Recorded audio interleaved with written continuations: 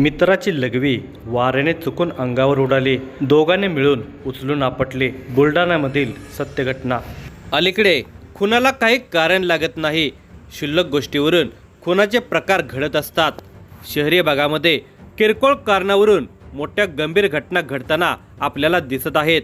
त्यामध्ये एखाद्या व्यक्तीचा बळी जाऊ शकतो. नुकताच हिंजवडी पोलीस स्टेशनच्या हद्दीमध्ये असलेल्या चिंदाजी भूमकर चौक वाकड येथील मोकळ्या जागेमध्ये एक रंगकाम करणारा 40शीचा गृहस्थ लघवी करत होता. लघवी वाऱ्याच्या दिशेने तेथे बाजूला उभे असलेल्या 2 तरुणांच्या अंगावर उडाले. या कारणावरून तो रंगकाम करणारा आणि त्या 2 तरुणांमध्ये शिवीगाळ आणि बाचाबाची झाली. शब्दाला शब्द वाढत हा वाद इतका वाढत गेला की त्या तरुणाने त्याला लाथाबुक्क्यांनी जबर मारहाण करून उचलून आपटले.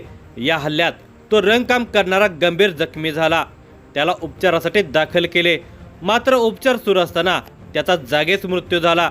या दुर्दैवी घटनेबाबत हिंजवडी पोलीस स्टेशनला खबर मिळताच तत्काळ हिंजवडी पोलीस स्टेशनचे वरिष्ठ पोलीस निरीक्षक कन्हैया थोरात यांनी त्या दोन्ही तरुणांना आपल्या सहकाऱ्यांच्या मदतीने ताब्यात घेतले. या दुर्दैवी घटनेचा सविस्तर वृत्तांत पुढील प्रमाणे आहे. पण तत्पूर्वी तुम्ही जर ह्या चॅनेलवर जर नवीन असाल तर प्लीज आपल्या ह्या मराठी चॅनेलला नक्की सबस्क्राईब करा. राहुल कचरू घेवंदे, वय वर्ष 40, हे मूळचे बुलढाणा जिल्ह्यामधील चिखली या गावचे रहिवासी. ते गेल्या 21 वर्षापासून कामाधंद्यानिमित्त पिंपरी चिंचवड परिसरात राहायला आले होते. ते रंगकाम करायचे. या व्यवसायामध्ये त्यांनी आपला चांगला जम बसवलेला होता.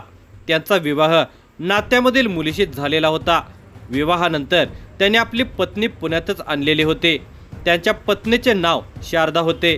शारदा यांना एकूण 4 अपत्य होते. मोठी मुलगी प्रेरणा, वय वर्ष 16, दुसरी मुलगी श्रावणी उर्फ सानू, वय वर्ष 14, तिसरा मुलगा युवराज, वय वर्ष 11, चौथा मुलगा शिवराज, वय वर्ष 8, अशी त्यांची नावे. पती राहुल यांच्या एकट्यावर 4-5 माणसे सांभाळण्याची मोठी जबाबदारी असल्याने राहुललाही तारेवरची कसरत करावी लागत असे.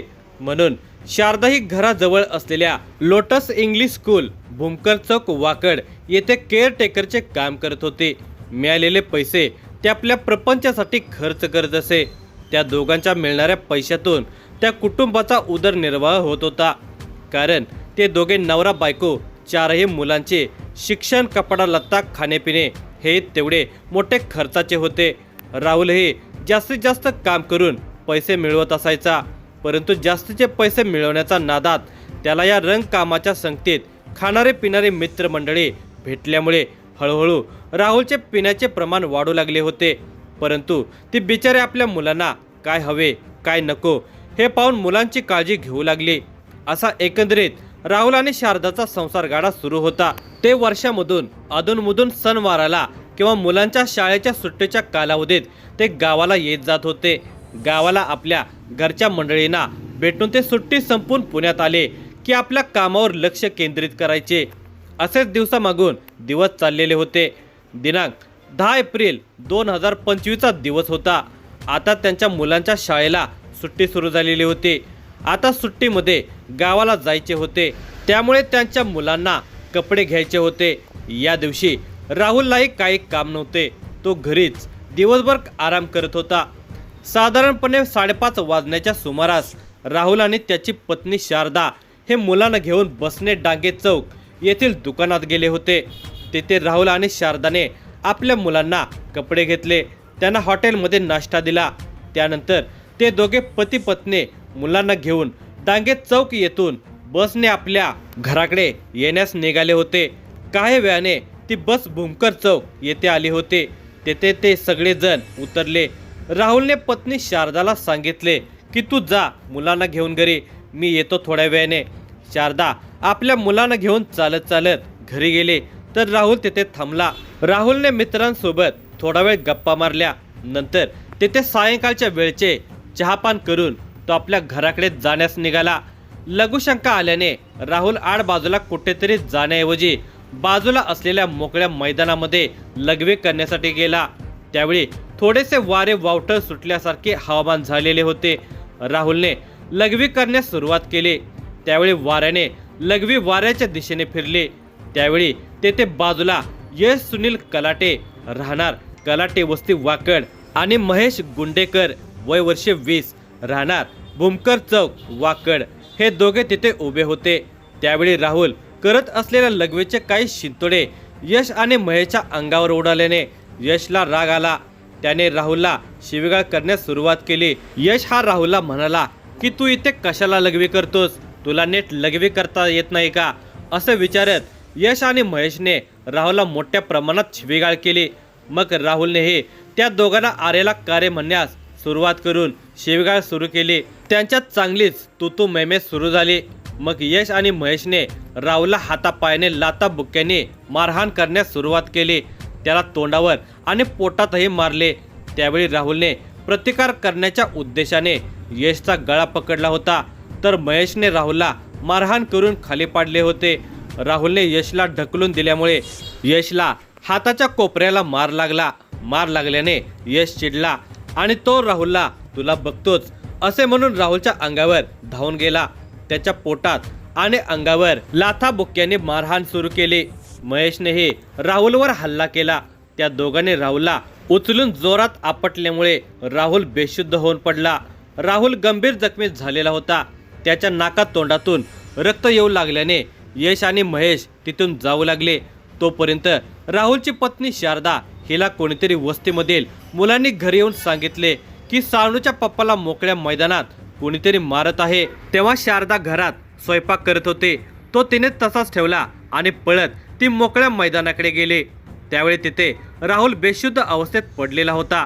त्याच्या नाकात तोंडातून रक्त येत होते, म्हणून औषध उपचारासाठी शारदाने त्यांच्या घराजवळ राहणाऱ्या रामदास नावाच्या रिक्षा चालकाला बोलावून घेतले। तोही तत्काळ रिक्षा घेऊन आला। त्यानंतर शारदाने इतर लोकांच्या मदतीने पती राहुलला उचलून रिक्षामध्ये ठेवले आणि थेरगाव येथील सरकारी दवाखान्यात नेले।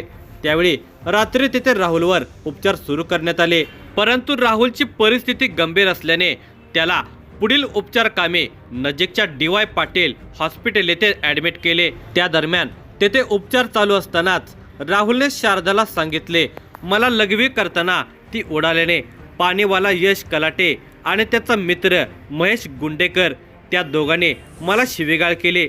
लाथाबुक्क्याने मारहाण करून मला पोटामध्ये मारून उचलून आपटले असे सांगितले। काही वेळातच उपचार चालू असताना राहुल मृत्युमुखी पडला। राहुल मृत्युमुखी पडल्यानंतर शारदाने घाय मुकलून ओरडण्यास सुरुवात केली। तिथे जमलेले त्या कुटुंबाचे नातेवाईक सुद्धा रडू लागले।